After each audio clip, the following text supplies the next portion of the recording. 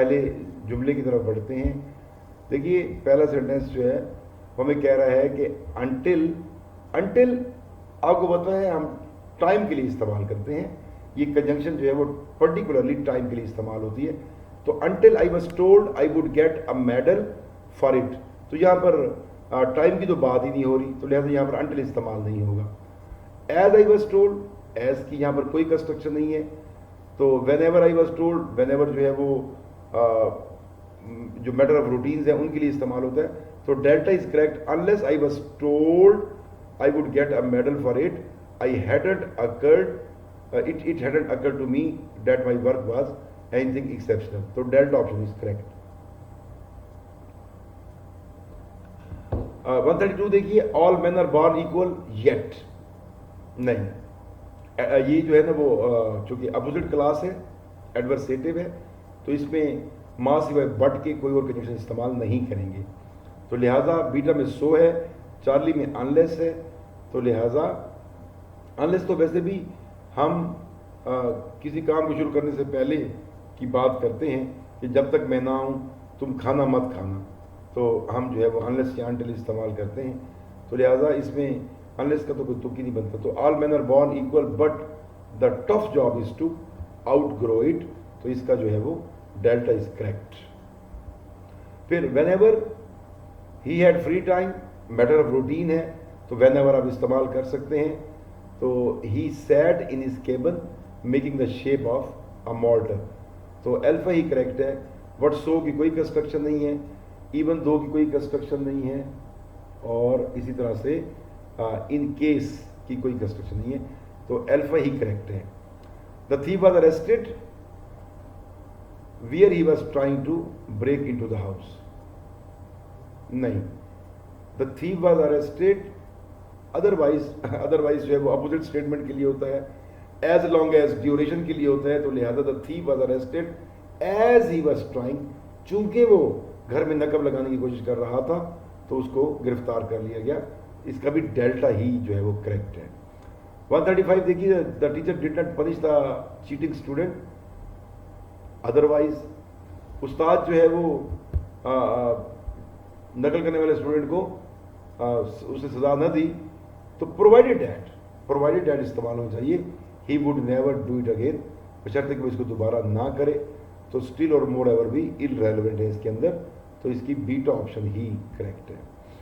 I will never forget your help in my hard days ever since, नहीं, ever since जो है वो point of time के लिए इस्तेमाल होता है, ड्यूरेशन के लिए एज लॉन्ग एज इस्तेमाल होता है। तो और ड्यूरिंग जो है वो दौरान के लिए, और नो सूनर तो कंजंक्शन है, इसका यहाँ पर कोई तुक नहीं है। तो हमारी चार्ली ऑप्शन जो है वो करेक्ट है कि I will never forget your help in my hard days as long as I live, कि जब तक मैं जिंदा रहूँगा मैं तुम्हारी ये मुश्किल वक्त में मदद नहीं भूलूंगा। Only when had he heard about, नहीं, ओनली वैन और देन तो इसके साथ इस्तेमाल ही नहीं होता। तो लिहाजा देन तो वैसे भी एडवर्ब ऑफ टाइम है, तो ये कोई पेयरिंग है ही नहीं। तो इसमें बीटा देखिए, नो सूनर हैड, हाँ, नो सूनर के साथ हम हैड फिक्रे के शुरू में इस्तेमाल करते हैं। He had about the movement of the soldiers of William, then बिल्कुल ठीक है। He sent envoys to remind him of his oath, तो नॉट ओनली और बट आल्सो जो है उसकी जो है वो कंस्ट्रक्शन ये नहीं है। नॉट ओनली बट आल्सो तो हम इस्तेमाल करते हैं न सिर्फ ये बल्कि, तो न सिर्फ ये कि वो अमीर है बल्कि सखी भी है, तो इस सेंस में ये जो है वो इस्तेमाल नहीं होती। और कंडीशनल ये सेंटेंस है ही नहीं, तो इसमें कंडीशन लग ही नहीं सकती। तो लिहाजा beta option is correct, sentence भी मेयार पर पूरा है, तो जुमला जो है वो ये करेक्ट हो जाएगा। Beta is correct. आगे चलता हूँ जी। सो लॉन्ग एज ड्यूरेशन की बात है, तो हम इसको देखते हैं। You withstand the offers of your friends, you can succeed to be yourself. Eventually जो है वो वाकयाती तौर पर होता है, फर्दर मोर मजीद बरा के लिए होता है, और ओनली इफ कंडीशनल है। तो यहाँ पर कंडीशन तो कोई है नहीं, ड्यूरेशन की बात कर रहा है, तो हमारी अल्फा ऑप्शन ही करेक्ट है। अच्छा जी, I thought that whether, whether जो है वो हाँ या ना के लिए इस्तेमाल होता है। Whether I go on to the side of the window, I could then scramble across the corrugated plastic onto the top of the wall। तो ये भी गलत है। I thought that much as की कोई कंस्ट्रक्शन नहीं है, तो I thought that if I got conditional है बिल्कुल, और सिंपल सेंटेंस जो है वो सिंपल है। अगर हम इसको थॉट के पॉइंट ऑफ व्यू से देखें तो बेसिकली ये डायरेक्ट नरेशन है और इनडायरेक्ट नरेशन है, और ये अफर्मेटिव सेंटेंस है। तो I thought that if I got on to the side of the window, I could then scramble across the corrugated plastic on the top of the wall। तो इसका Charlie ही जो है वो करेक्ट है। 141 देखिए,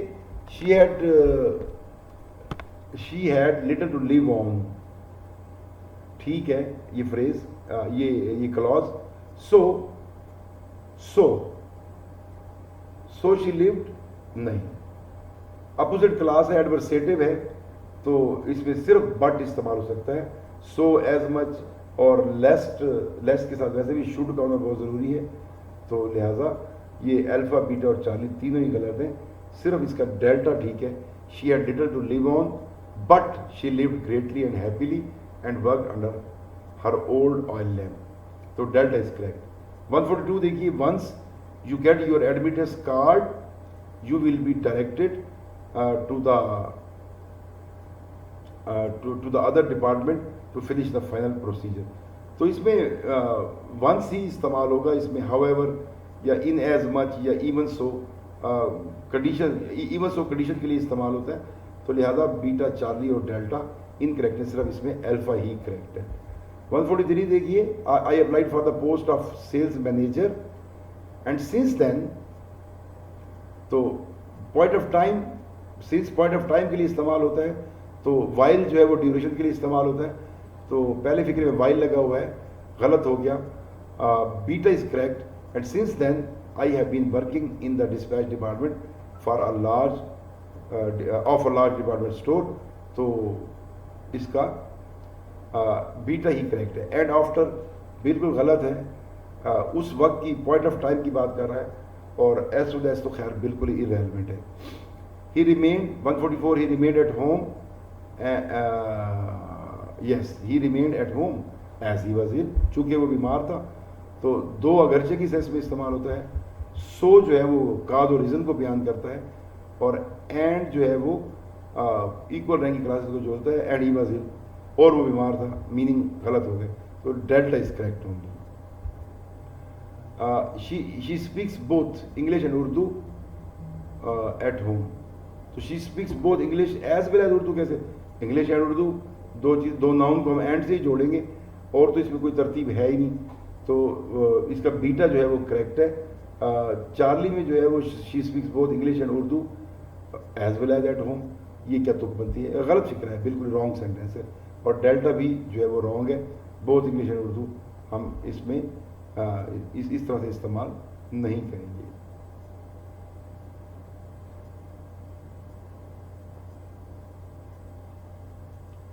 और बोथ के साथ और लगा दिए, वैसे भी गलत हो गया।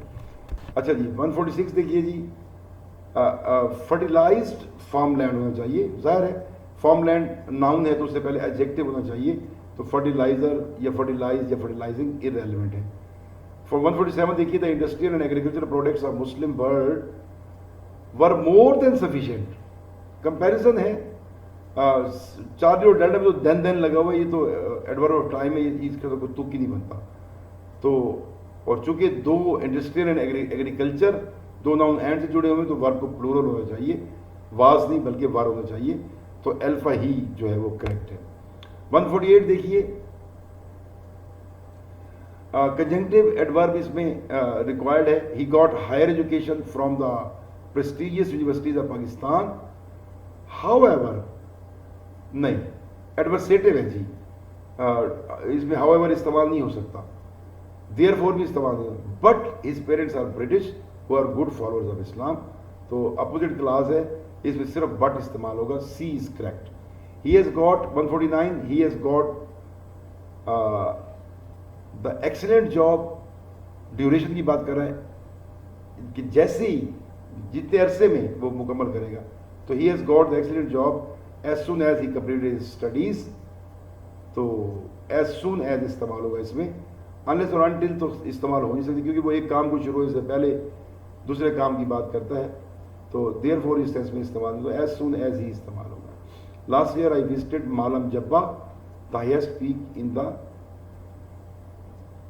इन दैट एरिया एंड सा द सीनरी वर्थ सीइंग। एक तो लफ्ज सीनरी इस्तेमाल होगा, और वर्थ सीइंग आपको पता है जिस नाम को क्वालिफाई करता है वो हमेशा उसके बाद आता है।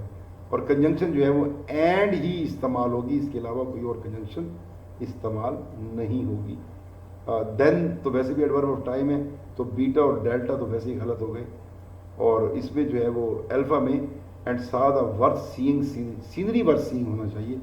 तो लिहाजा इसमें हमारी चार्ली ऑप्शन जो है वो करेक्ट है। तो thank you very much students. उम्मीद है कि आपको आज के ये सारे जो डिस्कस्ड पॉइंट हैं वो आपको सारे के सारे समझ में आए होंगे। इंशाल्लाह आपसे मुलाकात जो है वो नेक्स्ट डिस्कशन में होगी।